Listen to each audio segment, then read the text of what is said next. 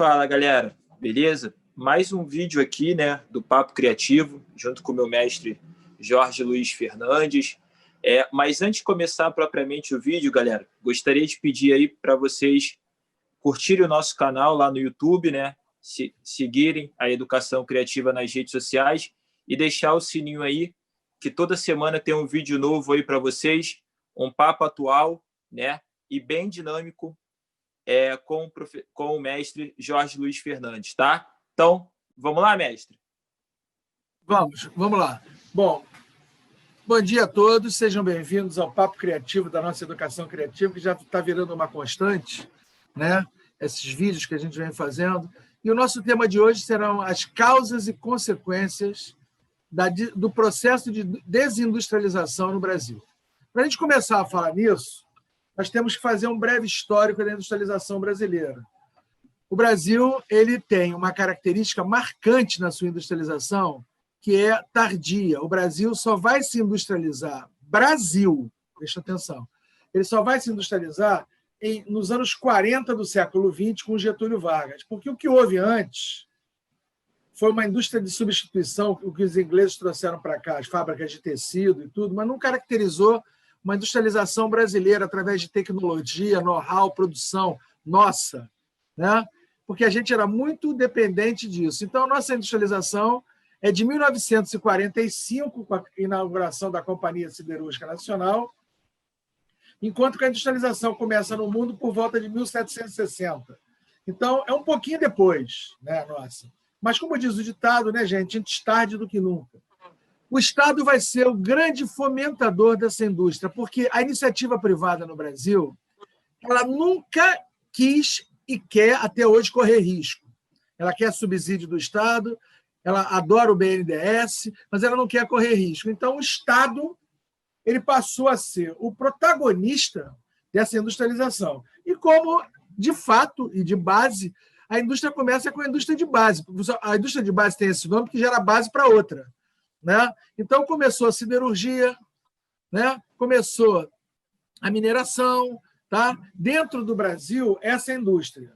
Depois veio a petroquímica, numa segunda fase do Getúlio, e, a partir daí, o Brasil vai apresentar uma outra característica, que é a indústria incompleta, ou seja, o Brasil não vai fazer a Revolução Industrial da segunda Revolução Industrial, que seriam os bens de consumo duráveis e não duráveis. O JK, para minimizar esse problema, ele vai abrir o Brasil, escancarar o Brasil para as multinacionais. Mas isso não é problema, não foi problema mesmo porque gerava emprego e absorção de tecnologia. É que o Brasil não partiu para fazer uma indústria dele, aprender com eles para fazer a nossa. Não, a gente ficou dependente deles, que é a terceira característica. Então, a primeira é tardia, a segunda é incompleta, a terceira é dependente. Depois do JK veio os governos civis militares, a tecnocracia militar, que também não evoluiu, manteve a mesma estrutura do JK, dando força para as multinacionais, que vinham para cá e mandavam seus lucros para o exterior. E esses lucros não revertiam em processos, em projetos, em progressos para a nossa indústria. Então, a nossa indústria, para a gente começar a nossa live de hoje, ela é tardia, incompleta e dependente. Isso vai trazer problemas futuros? Vai. Tá? E o mais importante disso tudo, antes de eu passar a bola para o meu amigo Magno, a iniciativa privada ela não investiu. Então, eu não consigo entender, de forma sofisma, claro que eu consigo, é como você tem uma USP, uma UFRJ, uma FMG, uma Unicamp, e não tem um carro brasileiro, não tem uma televisão brasileira, não tem um sistema de som brasileiro. Você tem tecnologia para isso. O que não há é investimento. Esse investimento não é feito em cima disso. Então, a gente fica dependente, né? Então, a nossa indústria ela oscila com o mundo. Se o mundo está em crise lá fora, a gente vai pegar carona nessa crise aqui. A gente vive exclusivamente do agronegócio, do mineral negócio. Certo? Magno, é contigo agora. Mestre, como você falou brilhantemente, né, a participação do Estado. Então, o Estado entra em dois setores extremamente importantes. O primeiro é a indústria de base e o fomento a essa industrialização. Esse é o primeiro setor. O segundo é na infraestrutura, por meio dos modais de transporte, os diferentes modais também energéticos, que a iniciativa privada nunca se preocupou. Por quê? Porque isso não gera lucro. Isso é um investimento, mas ela não observava esses investimentos enquanto lucro. Hoje, pagamos por isso, né? Ali, ainda durante o governo civil-militar, começa um processo da ascensão desse neoliberalismo, que é o quê? Né? Do ponto de vista econômico e na industrialização, que é o nosso grande foco nesse papo de hoje, seria o seguinte: eu vou reduzir o tamanho do Estado. Então, eu privatizo os meus serviços, as minhas indústrias, né, que pertenciam antes ao Estado, que vem desde do governo Getúlio Vargas, né? A própria Vale do Rio Doce, que hoje é a Vale, a Petrobras passa a ser capital misto, eu vou privatizar o meu sistema de telecomunicações, o meu sistema de transporte, né? Por meio de concessões e a privatização como um todo. Por que hoje nós pagamos por isso? Há uma mudança. Já na década de 80, aqui no Brasil, observamos uma ascensão do capital financeiro e simplesmente com alta taxa de juros ao longo dos anos para o controle da inflação. Diga-se de passagem, um controle muito mentiroso, porque as famílias sempre foram afetadas em setores inflacionários, como, por exemplo, o alimentício, né? Realidade também de hoje, podemos aí dizer. Então, trocamos o capital produtivo industrial pelo capital rentista. Ou seja, a minha elite industrial, né, ela passa o quê? A investir basicamente não na modernização do meu parque tecnológico, contanto que o parque tecnológico, em comparação com outros países que se industrializaram muito depois, como tigres asiáticos, como a própria China, né, nós somos atrasados em relação a eles. Então, isso é uma característica estrutural da nossa indústria. E perdemos uma questão, desculpa, muito importante, que é a questão da soberania. Ficar dependente de insumos importados, isso afeta a nossa produção. Em 2020, a nossa indústria pode parar, literalmente, por não ter insumo.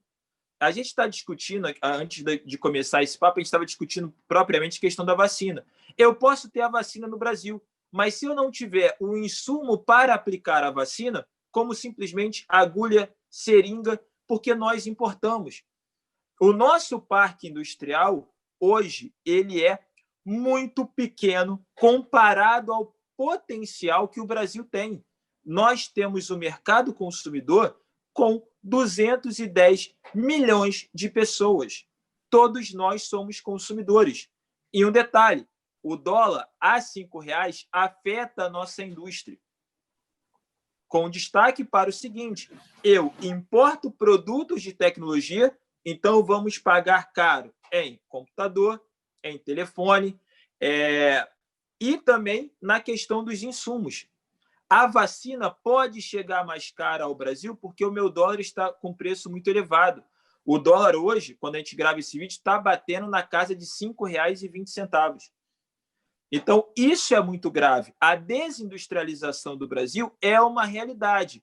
E como nós dois somos da geografia, mestre, vale ressaltar que a desindustrialização afeta ainda mais os grandes centros metropolitanos, né? Que esses grandes centros metropolitanos vão ver as poucas indústrias de grande porte que nós ainda temos migrarem para as médias cidades aqui no Brasil, né? Então, assim, a grande metrópole brasileira vai ser afetada em 2 pontos. O primeiro, porque ela vai se desindustrializar, e isso gera a falta de empregos dentro dos grandes centros metropolitanos.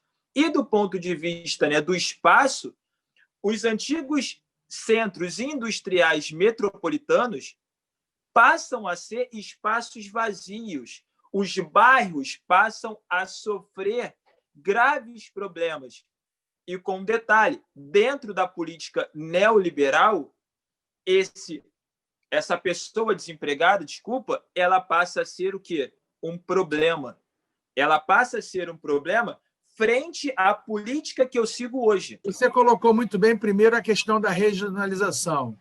que está associada aos atrativos fiscais, né? E quem mais se deu bem com isso é o Nordeste brasileiro. Se você trabalhar dentro da análise de geografia, por que o Nordeste se deu bem? Principalmente a Bahia. A Bahia está colada no Sudeste, tem um território amplo.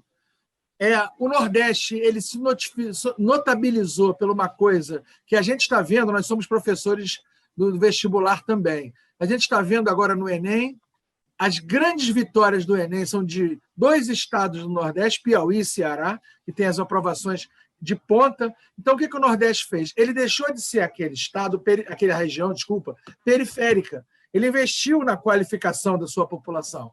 E se ele investiu na sua qualificação da população e apresenta incentivos fiscais a quem for abrir uma indústria lá, aquilo que o Magno colocou brilhantemente, a indústria sai do Sudeste e vai para o Nordeste. Então, isso faz com que, primeiro, né, você gere um desemprego absurdo aqui. Você mesmo participou disso agora. Você teve que ir a São Paulo comprar algumas peças e viu que essa indústria está completamente descaracterizada. Num lugar que se caracterizava por cidades A, B, C, D, M. André, Bernardo, Caetano, Diadema e Mauá. Você tinha um aglomerado de 5 cidades ali, com uma produção absurda, com um número significativo de trabalhadores. Além desse fator que a gente está colocando aqui, houve também o fator da terceira revolução industrial, a robotização. Inclusive, dá para fazer um link muito legal, que é até motivo de do outro vídeo, é que, à medida que você gerou a tecnologia, você enfraqueceu os sindicatos assustadoramente. O PT surgiu com as greves dos anos 70. Né? O PT surgiu com esse apoio da classe trabalhadora. O trabalhador, depois da tecnologia, ele ficou abandonado. Em todos os sentidos, mas na indústria principalmente. Então, os aspectos negativos. O desemprego em massa, a terceirização da produção, né? A presença da informalidade da economia. Você tem uma economia informal hoje nos grandes centros urbanos, absurdo. É só andar pela rua e ver um número flagrante de camelôs. A realidade é tão cruel, gente, tão cruel, que os estados passaram a aceitar isso fazendo camelódromos. Porque você não podia mais reprimir o camelô, porque é uma realidade. Para você reprimir o camelô, você ia gerar a barbárie e a guerra civil. Certo? Porque esse cara ia começar a roubar, então você perdia o controle. Apesar que o controle da segurança já está perdido há um certo tempo. Né? Eles tentaram minimizar as coisas com esses projetos aí de UPP, mas isso foi tudo utopia. Então, veja bem, as consequências, amigo Magno, e as pessoas que estão nos vendo, são essas, são sociais. O desemprego ele vai gerar uma série de coisas.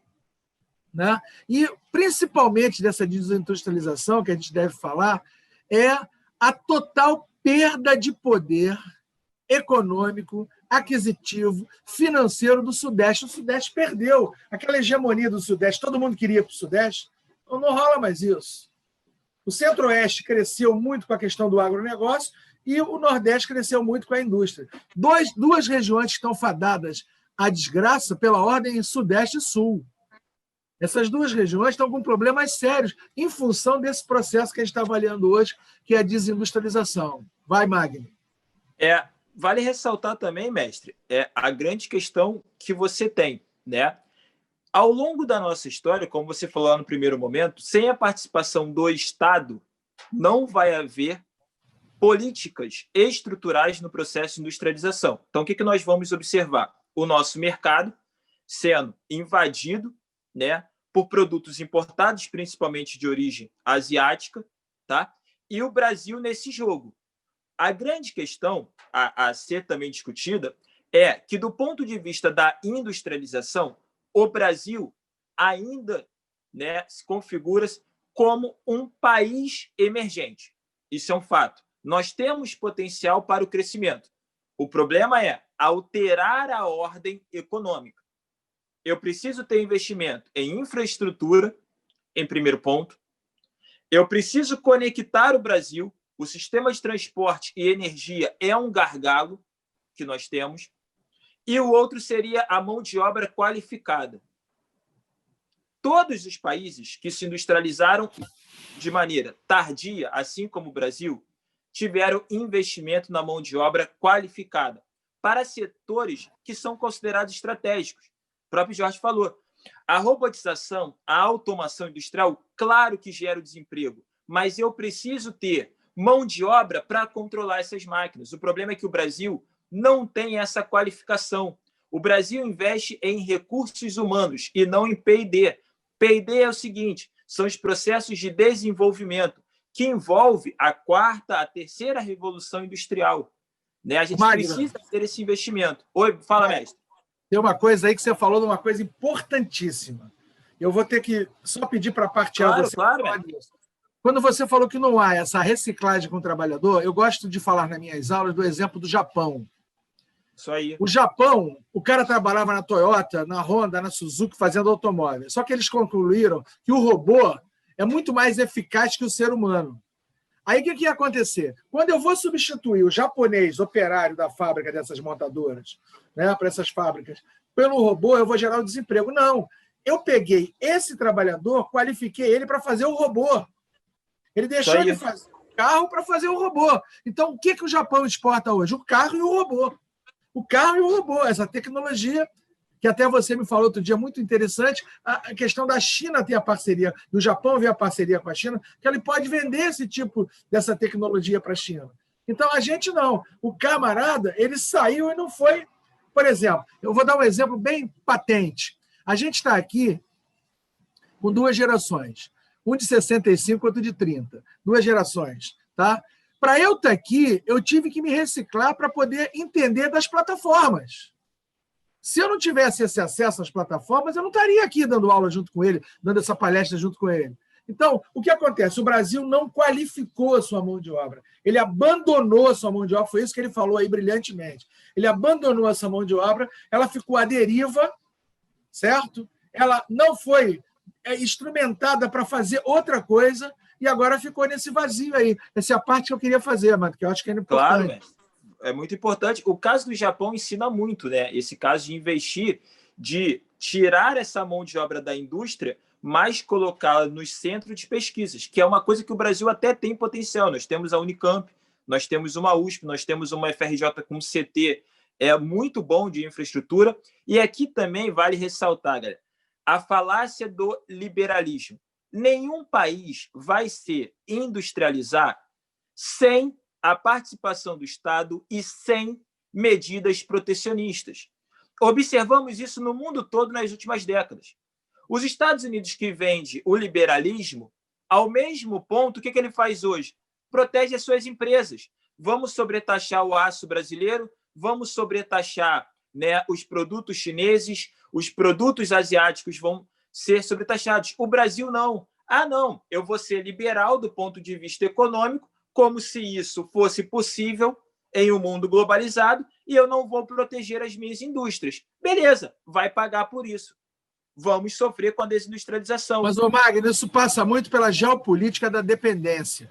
Isso né? aí, a geopolítica, por exemplo, eu não faço restrições à indústria estrangeira, principalmente esse governo que está aí. Não, esse governo que está aí, não, a partir do Fernando Henrique. Não vamos ser radical nessa análise, não vamos ser tendencioso nessa. Você passou a ser subserviente às importações.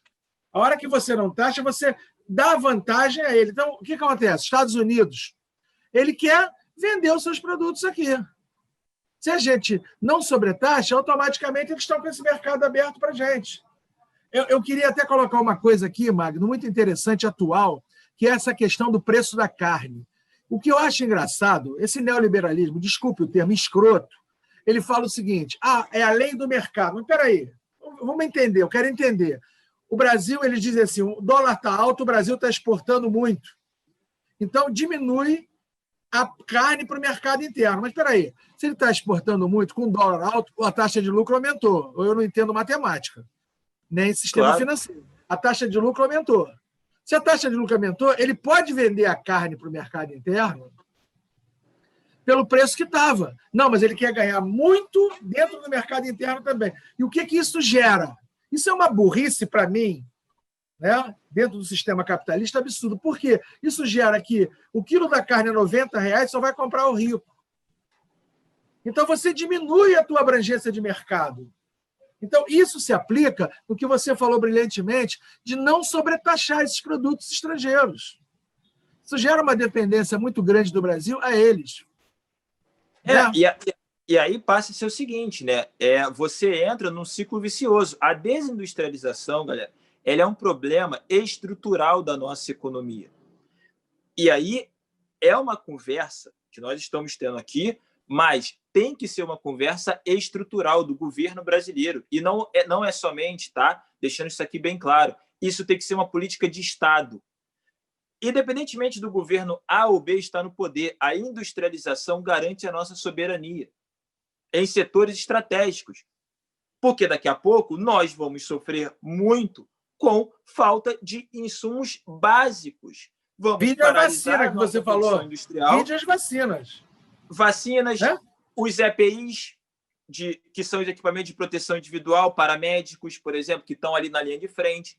Isso foi a coisa que ficou muito escancarada na pandemia. A nossa desindustrialização é uma das mais aceleradas do mundo e o Brasil hoje não vai conseguir ter crescimento econômico. A pandemia escancarou esse problema, tá? Mas nós já víamos desde 2013 com sérios problemas econômicos. E a desindustrialização é um fator. É isso que a análise tem que ser feita de maneira estrutural. Ah, não, beleza, eu boto tudo na conta da pandemia, a pandemia vira uma muleta. Mas e a análise estrutural? E a dependência de tantos produtos com dólar caro? Eu tenho que começar a ter uma análise estrutural a partir. Qual é o papel do Estado? Qual é o papel da indústria nacional? Vou chamar essas pessoas que se controlam, da Fiesp, aqui da própria Firjan, no estado aqui do Rio de Janeiro. Nós temos potencial. Nós temos, por exemplo, portos que nós podemos ainda usar para exportar esse produto. Preciso investir nesses locais. Tranquilo? Então, galera, gostaria aqui de agradecer ao mestre Jorge por esse bate-papo. Eu que agradeço estar com você. Por aprender. Então, relembrando aí para vocês, sigam o nosso canal, ativem o sininho para receber sempre as nossas notificações. Valeu, galera. Grande abraço. Mestre, obrigado. Obrigado a vocês. E vamos lá, Educação Criativa 1 no YouTube. Né? A nossa página no Facebook, Educação Criativa. Valeu, galera. Um abraço. Valeu, galera. Um abraço.